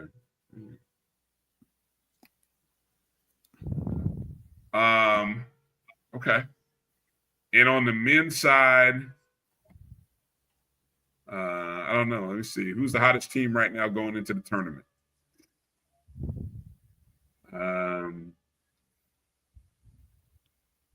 That's a good question. You probably got to go with the top seeds right now. Southern on the men's side. As of today, Southern on the men's side, and Texas Southern on the women's side. I'm still not a buyer, and I'm not buying Texas Southern on the women's side. I think it's all too new for them. I would, I'm not gonna say they rugged as they rugged. Honestly, I'm gonna tell you what, I'm gonna have to almost think Texas. I think Southern on both sides is the team to beat. On both sides, if I had to handicap it, I would say Southern on both sides, men and women. That's the team to beat. Now, I mean, mess around and somebody could shock somebody. Alabama A&M could show up. Texas Southern. That's why I said it's gonna be good. I think it's gonna be good basketball. It really is, and I think the quarterfinals are gonna be really interesting to see how those play out. That is gonna be some good basketball on that first day. So let me say this, Bryan. And if you watch SWAC basketball, over the last few seasons, it's pretty consistent. I'm gonna tell you what really gonna come down to. It's gonna come down to how the game's officiated. Yeah, especially for us. Yeah. If key players get in foul trouble early, and they over referee the game, they kill the flow a lot of times, and it's frustrating to watch sometimes when they calling so many fouls unnecessarily away from the play, just anticipate. A lot of fouls seem to be anticipatory, meaning, someone's momentum is carrying one way. You just assume that if they don't make the shot, they got hit, So hopefully they'll call, the game the way it's supposed to be played and clean, and not try to over officiate. Mm-hmm. All right. Let's move off the court for a moment. Let's get over to the Diamonds and maybe just kind of do a quick recap and an update on what things are looking like for baseball and softball. Baseball team was at the Andre Dawson Classic over the weekend. Only won one of the 3. The most interesting game was the University of Missouri game on the first night, because that was a game in which we ended up losing 6-5 in the 8th inning. They scored a run in the 8th inning. but that was a winnable game against an SEC opponent. I mean, what that could have done, right? So yeah, we left on just in the 7th, 8th, and 9th innings alone. I think we left about 7 runners on base. One time the bases was loaded. Another time there was 2 on base. Yeah, we just didn't get those timely hits. Yeah, yikes. Then on Saturday, we already mentioned that game against Southern. We're not going to talk about that anymore. That was just unreal. Yeah, we just didn't show up. That's the first time this year I can say we just didn't show up at all. Yeah, and that was a night game too. That was the last game of the night, and Yeah. probably needed to be the first game of the day, just to get out of there. That's what we were going to do. We did turn around on Sunday against Alabama A&M. I don't know what Alabama A&M did over the weekend, but I've seen them. I saw them at the Cactus Jack, a good ball club, I think. But we ended up beating them 13-6. We got hot early and kind of stayed on them, 13-6. Anybody else look from what you guys saw in the Cactus Jack? Anybody, or not Cactus Jack, but the Andre Dawson Classic? Anybody impress you? Any performances you saw? The only thing I say, the thing that sticks out with this team, Coach has we've talked about it. Coach has philosophy early, and because we have about 3 or 4 freshmen, not pitchers, that are starting on this team and getting significant minutes, and so offensively we didn't know what to expect. And I would tell you, having watched Coach shoot teams his entire term since he's been at FAM and being a sports administrator for baseball for 2 of those years, this team is actually farther along than I think he anticipated. And they're solid offensively. The one area I see where they've definitely struggled is with errors. I think they average about 2 or 3 a game now. So that, and I think consistency in terms of pitching. You got the number 1 starter who's real consistent. Number 2, hit and miss. StrikeZone is hit and miss. We played Mercer, I think what was yesterday. We put 6 or 7 runs on 6 or 7 runs on them yesterday. So offensively, we're very competitive. We're doing what we need to do. And as I believe firmly in Coach Shoup, and like you said, when we get to SWAC play and tournament time, we'll be where we need to be.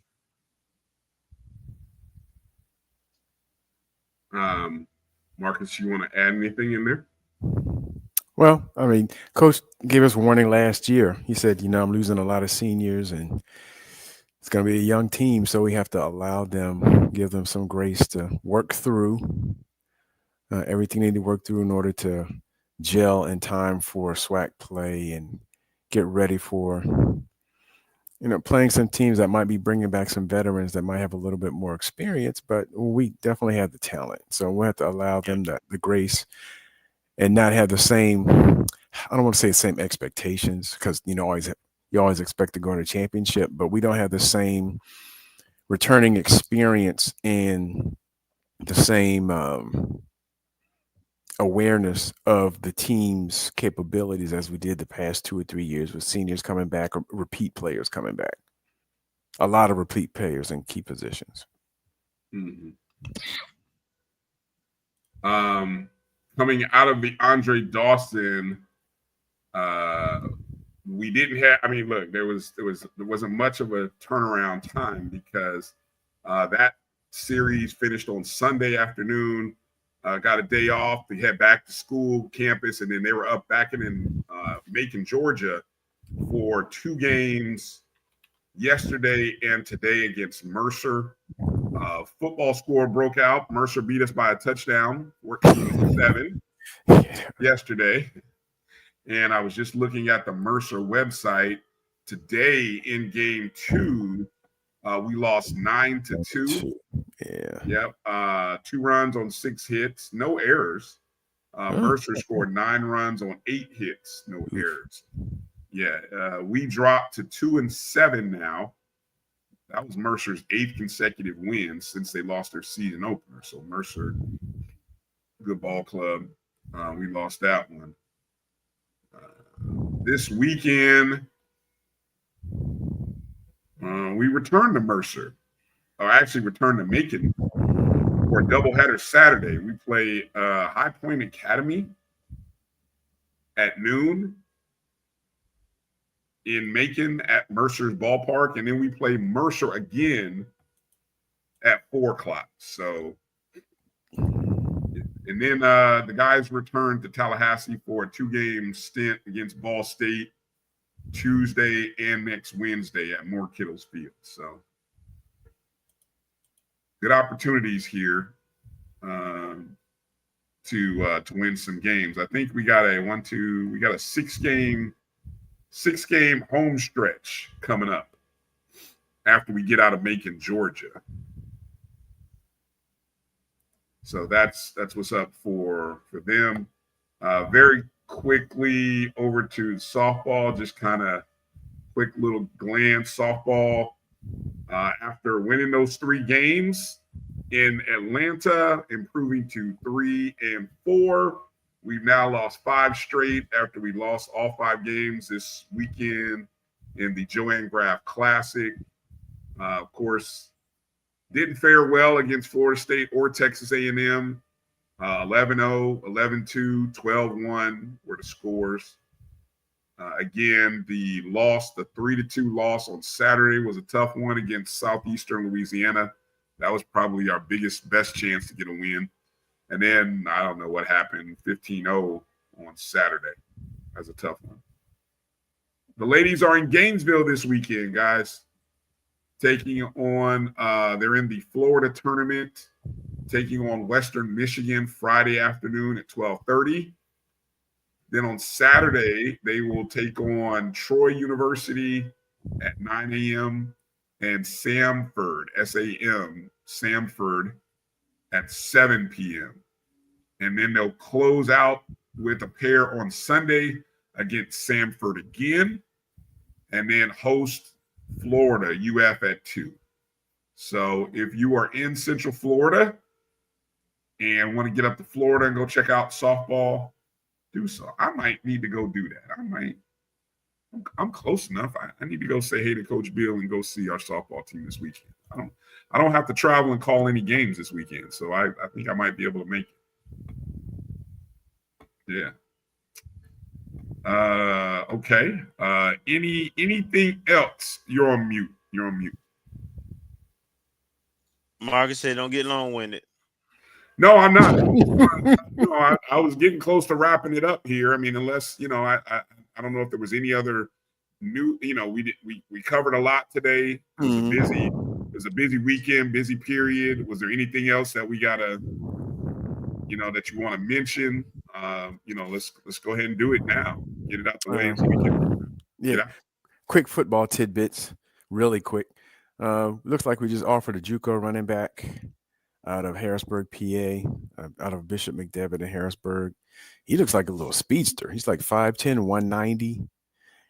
But now he's picking up a lot of steam. I think he got an offer from FSU in the early transfer period. So we'll see what it turns out. I just saw it. I guess it just came to 25th, which was yesterday.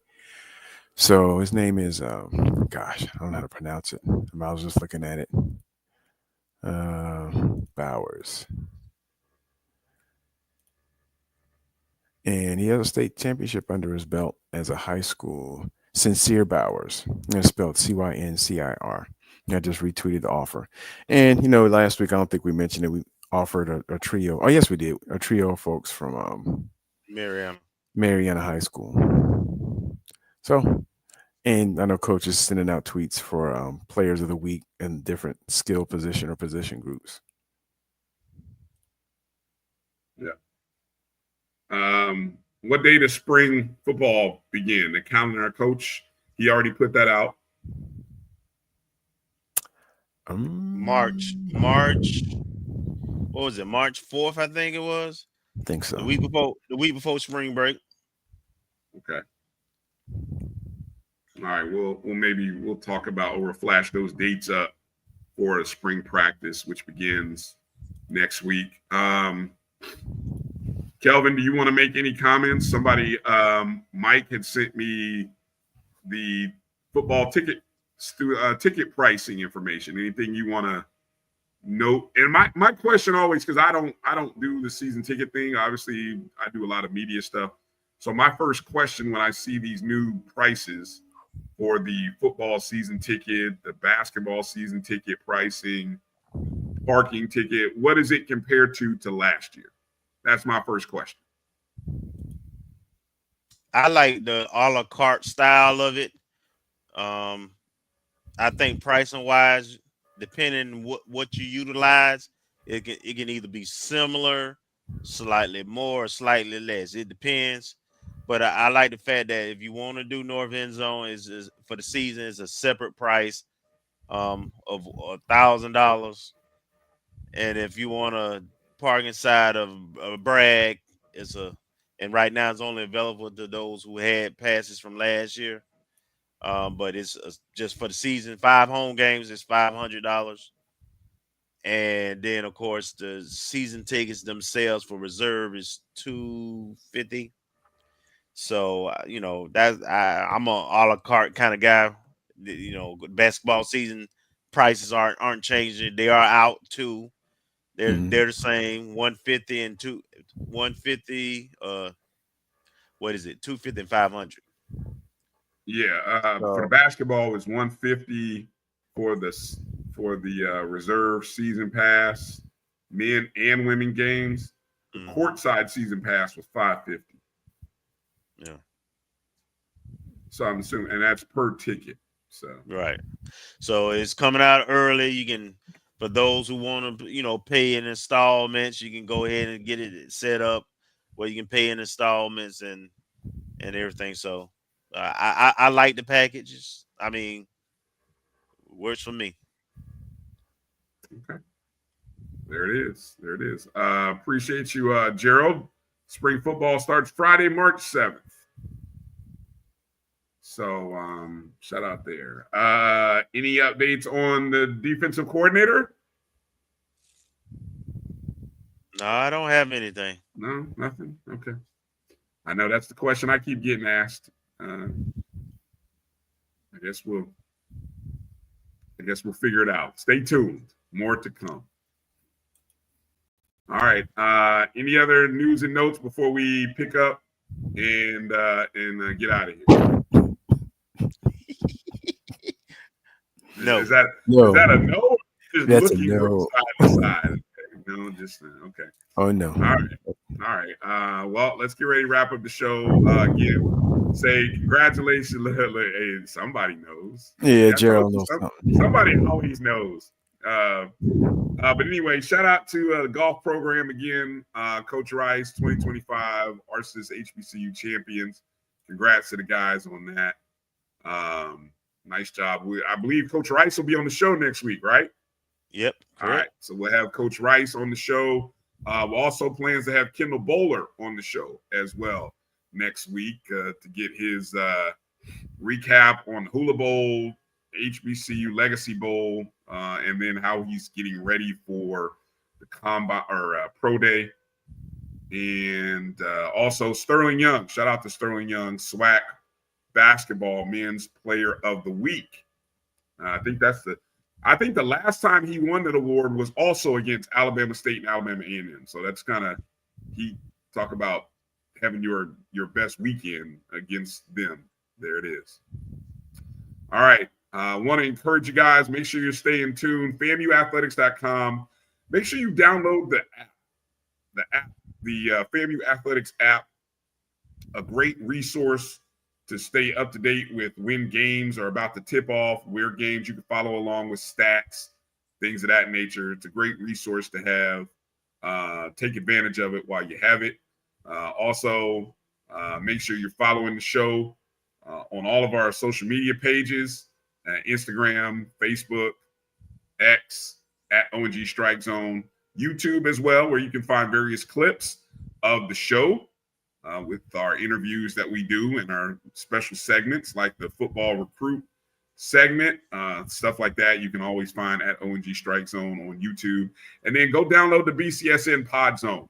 All of the shows that appear on the Black College Sports Network, including ours, is in podcast format. And there you go. Salute to who is the EA referring to there? A great instructor at FAMU DRS for those of us who went to the high. Also owned the Carpet Center, right across from what now is it was right across from Lawson. That Okaloosa, that street is this part of the street has been named after her. So, Kelvin, can we make something like this happen for Monday for the men's game, or is it we kind of too late to try to do something? Can we do can we get an audio broadcast? You know what? I'm gonna be at the game. And it's on Rattler Plus.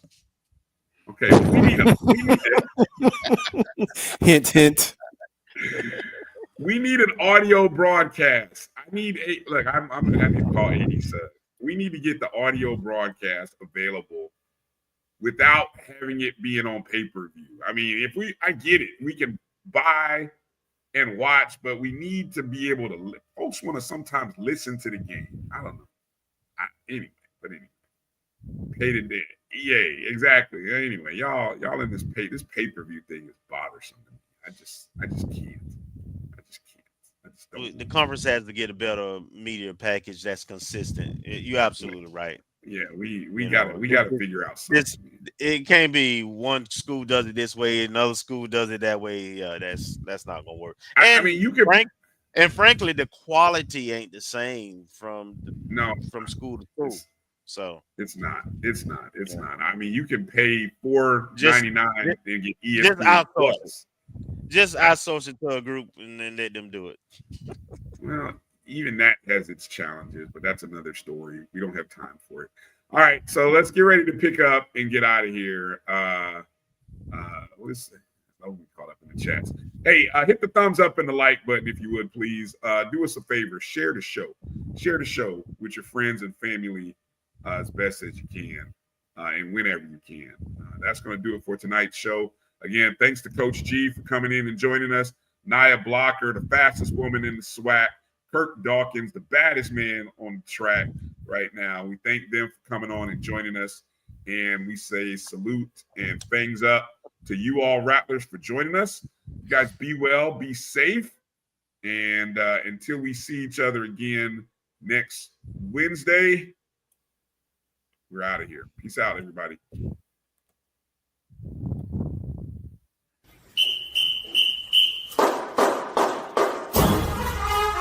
Thank you.